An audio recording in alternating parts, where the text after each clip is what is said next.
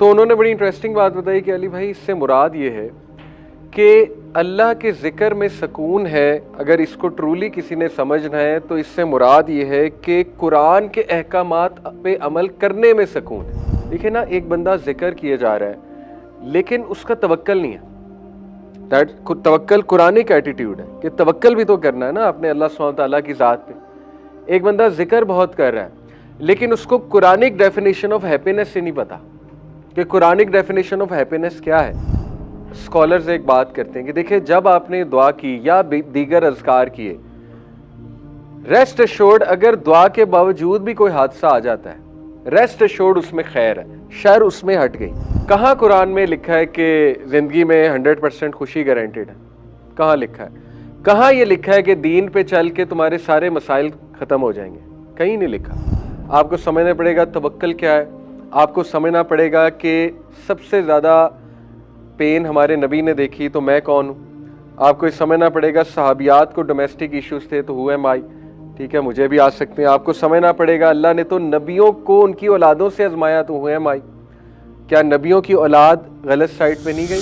Positive and negative emotions everyone faces them. और in fact इसकी बड़ी कमी है हमारे कल्चर में।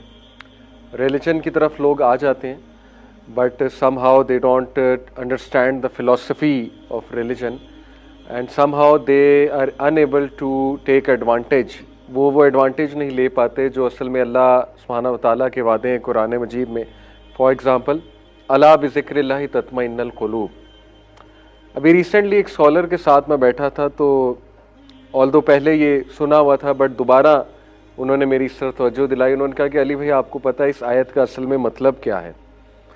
जनरली इसका मतलब हम ये लेते हैं कि ज़िक्र में सुकून है, और ज़िक्र से हम मुराद ये लेते हैं कि तस्बीह, और इसमें कोई दूसरी राय नहीं, बिल्कुल है सुकून।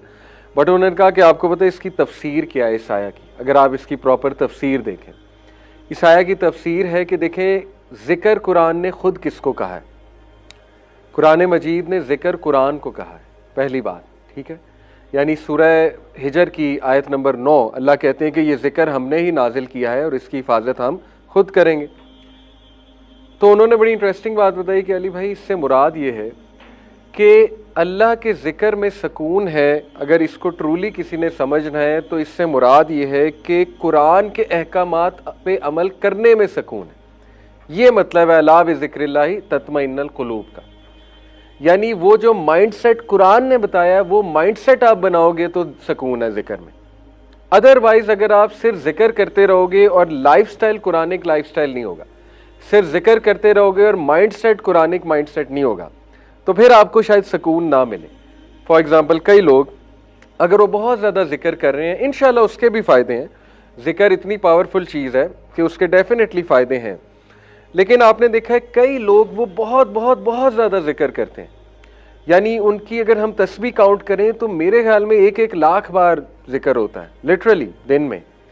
बट अनफॉर्चुनेटली उनकी लाइफ बहुत टफ होती है, बहुत डिफ़िकल्ट होती है, उनके इमोशंस बहुत डाउन होते हैं, यानी उनको रोना बहुत आता है, नेगेटिव इमोशंस बहुत हावी होते हैं। नेगेटिव से यहाँ पे मुराद है ऐसे इमोशन जो आपको नुकसान देने वाले इमोशंस हैं, ठीक है। यानी उनको डिप्रेशन बहुत होता है स्टिल, और उनको कोप नहीं करना आता डिफरेंट सिचुएशन से, इवन दो जिक्र बहुत ज़्यादा करते हैं। तो देखिए ये बड़ा काबिल गौर पॉइंट है कि जब तक आप इस आया को सही से समझेंगे नहीं कि इसका सहाबा जब ये आयास पढ़ते थे दे अंडरस्टूड व्हाट दिस आया मीन्स। देखिए ना, एक बंदा जिक्र किया जा रहा है लेकिन उसका तवक्कल नहीं है। दैट तवक्कल कुरानिक एटीट्यूड है कि तवक्कल भी तो करना है ना अपने अल्लाह सुब्हानहू तआला की ज़ात पे। एक बंदा जिक्र बहुत कर रहा है लेकिन उसको कुरानिक डेफिनेशन ऑफ हैप्पीनेस से नहीं पता कि कुरानिक डेफिनेशन ऑफ हैप्पीनेस क्या है। कुरानिक डेफिनेशन ऑफ हैप्पीनेस पता लगाना ये भी जिक्र में शामिल है। इसी तरह एक बंदा बहुत जिक्र कर रहा है लेकिन उसको ये समझ नहीं है कि दुआएं कबूल होने की क्या क्या कंडीशंस हैं, या दुआएं कबूल 3 तरह से होती हैं। वो सिर्फ एक ही चीज़ ढूंढ रहा है कि मेरी दुआ बस कबूल होनी चाहिए, मेरी दुआ बस कबूल होनी चाहिए। यानी कुरानिक कॉन्सेप्ट ऑफ दुआ कभी पढ़ा ही नहीं कि दुआ असल में कबूल होने की डिफरेंट शक्लें हैं। फॉर एग्ज़ाम्पल, सबसे निचला दर्जा है अल्लाह वो दे दे जो आप मांग रहे हैं। इंटरेस्टिंगली ये सबसे निचला दर्जा है, उससे ऊपर का दर्जा है कि अल्लाह उसके बदले को मुश्किल टाल दें, वो चीज़ तो ना दें लेकिन उसके बदले कोई हादसा टाल दें, कोई मुश्किल टाल दें। सबसे ऊपर का दर्जा है कि अल्लाह उस दुआ को आखिरत के लिए सेव कर लें, जब शदीद तरीन ज़रूरत आपको होगी एक चीज़ की, फॉर एग्ज़ाम्पल साए की, फॉर एग्ज़ाम्पल उस टाइम प्रोटोकॉल की, फॉर एग्ज़ाम्पल उस टाइम नूर की, उस टाइम लाइट की, ठीक है, उस टाइम अपने हिसाब किताब आसान करवाने की। उस टाइम अल्लाह कहे ये ले तेरी दुआ जो तू दुनिया में किया करता था या किया करती थी, तो आज ये तुम्हारी दुआ मैंने सेव की हुई थी। तो देखिए, जब तक ये कॉन्सेप्ट्स नहीं पता, ये चीज़ें नहीं पता, देखें अब हम अक्सर अज़कार करते हैं, स्कॉलर्स कितनी खूबसूरत बात करते हैं। मैं आपको बताना चाह रहा हूँ हमारा दीन कितना पॉजिटिव है। यही है पॉजिटिविटी, यही है पॉजिटिव इमोशंस, यही है अला बिज़िक्रिल्लाहि तत्मइन्नुल क़ुलूब। अगर आपने 3 बार ये दुआ सुबह पढ़ ली, बिस्मिल्लाहिल्लज़ी ला यज़ुर्रु मअ इस्मिही शैउन फिल अर्ज़ि वला फिस समाई व हुवस समीउल अलीम, तो इसका क्या है बेनिफिट? कौन बताएगा? जिसने ये 3 बार सुबह और शाम दुआ पढ़ ली, इसका क्या बेनिफिट है? मौत के अलावा उसे कोई चीज़ नुकसान नहीं पहुंचा सकती। सहाबा का इतना बिलीफ था, इतना बिलीफ था इस दुआ पे। ये दुआ बाय द वे मरवी हज़रत उस्मान गनी से। हज़रत उस्मान की पूरी फैमिली इस दुआ पे ऐसे अमल करती थी जैसे फ़र्ज़ चीज़ होती है, और हमें भी ऐसे ही करना चाहिए। तो हज़रत उस्मान के एक बेटे, उनको एक बार पैरालिसिस हो गया और सहाबा उनके इर्द गिर्द जमा हो गए कि आपको ये कैसे हो सकता है, आपकी तो फैमिली इस दुआ की इतनी कायल है कि नबी ने फरमाया कि जो ये दुआ करता है उसे कोई चीज़ नुकसान नहीं पहुंचा सकती। एक तो उनका तवक्कल देखें, तो उन्होंने कसम खा के कहा आज मैं दुआ भूल गया था, आज ही पैरालिसिस हो गया। एक तो ये उनका तवक्कल। दूसरा, स्कॉलर्स एक बात करते हैं कि देखिए, जब आपने दुआ की या दीगर अज़कार किए, रेस्ट एश्योर्ड अगर दुआ के बावजूद भी कोई हादसा आ जाता है, रेस्ट एश्योर्ड उसमें खैर है, शर उसमें हट गई। शर का एलिमेंट इसलिए हट गया क्योंकि आपने दुआ पढ़ ली। ये दुआ किसको हटाएगी? शर के एलिमेंट को। इस दुआ से कई ये वादा नहीं है कि हादसा हो नहीं सकता। देखिए, जब तक ये कुरानिक कॉन्सेप्ट हम समझेंगे नहीं, हमारा जहन नहीं खुलेगा, अला बिज़िक्रिल्लाहि तत्मइन्नुल क़ुलूब हमें नहीं ज़िक्र से फ़ायदा होगा। ज़िक्र का मतलब ये इस्लामिक कॉन्सेप्ट्स को समझो। ज़िक्र का मतलब ये है कि जो अल्लाह सुब्हानहू व तआला ने कुरानिक कॉन्सेप्ट्स हैं, जो अल्लाह सुब्हानहू व तआला के बताए हुए कॉन्सेप्ट्स हैं, उनको समझो। कहाँ कुरान में लिखा है कि ज़िंदगी में 100% खुशी गारंटेड है? कहाँ लिखा है? कहाँ ये लिखा है कि दीन पे चल के तुम्हारे सारे मसाइल ख़त्म हो जाएंगे? कहीं नहीं लिखा। बल्कि अल्लाह सुब्हानहू व तआला, हदीस आती है कि जिसको अल्लाह मोहब्बत करते हैं उसको ज़्यादा आजमाते हैं, लेकिन डरने की बात नहीं है। अगर आजमाते हैं तो दर्जा भी बहुत देते हैं, दर्जा भी बहुत देते हैं, ठीक है। और एट दी एंड ये भी सिखाया गया कि आसानी ही मांगो, आसानी ही मांगो। ये सारे कॉन्सेप्ट्स को आपको समझना पड़ेगा। आपको समझना पड़ेगा तवक्कल क्या है, आपको समझना पड़ेगा कि सबसे ज़्यादा पेन हमारे नबी ने देखी तो मैं कौन हूँ।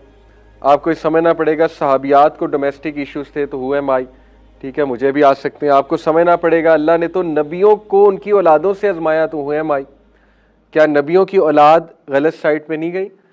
क्या नबियों की औलाद नेगेटिव साइड पे नहीं गई? हज़रत याकूब की औलाद, क्या उन्होंने इतना बड़ा बुरा अमल नहीं किया कि अपने भाई को ही कुएं में फोरसेक कर दिया?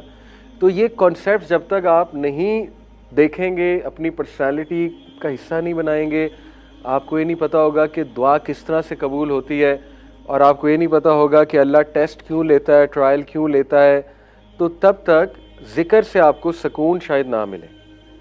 तो ये बड़ी इंटरेस्टिंग बात है कि अला बिज़िक्रिल्लाहि तत्मइन्नुल क़ुलूब का मतलब है कि बेशक ज़िक्र में इत्मीनान है दिलों का, लेकिन कौन से ज़िक्र में? कुरान में। कुरान इज़ द ज़िक्र। अल्लाह ने कहा कि मैंने ये ज़िक्र नाजिल किया और मैं ही इसकी हिफाजत करूँगा। और कुरान के ज़िक्र का मतलब है, कुरान में जो ज़िक्र है, किन चीज़ों का ज़िक्र है? जो कुरानिक कॉन्सेप्ट्स हैं उनका ज़िक्र जब तक आपको नहीं पता होगा, आपको दिलों को सुकून नहीं मिलेगा। अदरवाइज़ आपको पता है कि वो फिर आदत होती है। इबादत और आदत में फ़र्क है। इबादत है समझ के करना, आदत है कि बस वो ज़िक्र जारी है मुँह पे। However let me tell you कि ज़िक्र इतनी पावरफुल चीज़ है, इतनी पावरफुल चीज़ है कि आप वैसे भी करेंगे आपको फ़ायदा होगा, ये मेरी गारंटी है। चले शायद वो दुख कम ना हो ज़िक्र करने से, लेकिन आपको इंशाल्लाह इतना फ़ायदा ज़रूर हो जाएगा कि आपको चले समथिंग जिसका रिवॉर्ड हो रहा है वो तो मिल रही है ना। चलते फिरते अगर जिक्र है तो इंशाल्लाह फरिश्ते तो नोट कर ही रहे हैं, at the end of the day reward तो उसका मिल ही रहा है। लेकिन बहुत बेहतरीन बात है कि आप जिक्र का फ़लसफ़ा समझ लें और आप इस्लामिक कॉन्सेप्ट्स को समझ लें। तो आज हम इस्लामिक कॉन्सेप्ट्स पढ़ेंगे कि पॉजिटिव इमोशंस के लिए इस्लामिक कॉन्सेप्ट्स को लिटरली घोल कर पीना कितना ज़रूरी है, कितना ज़रूरी है।